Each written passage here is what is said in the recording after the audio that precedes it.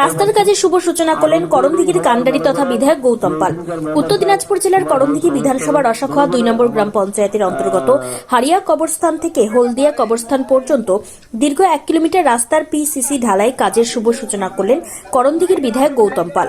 মানুষের দীর্ঘদিনের দাবি ছিল এই রাস্তাটির। আজ শনিবার রাজ্যের মুখ্যমন্ত্রী মমতা বন্দ্যোপাধ্যায় ও করণদিঘির বিধায়ক গৌতম পালের ঐকান্তিক প্রচেষ্টায় উত্তরবঙ্গ উন্নয়ন পরিষদের তহবিল থেকে 68,81,301 টাকা অর্থ বরাদ্দ করা হয়েছে।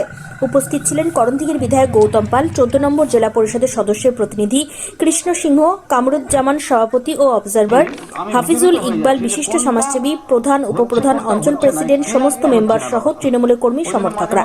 করণদিঘির বিধায়ক বলেন, এই রাস্তাটি হয়ে গেলে এলাকার অনেক উন্নয়ন হবে এবং মানুষের যাতায়াতের অনেকটাই সুবিধা হবে।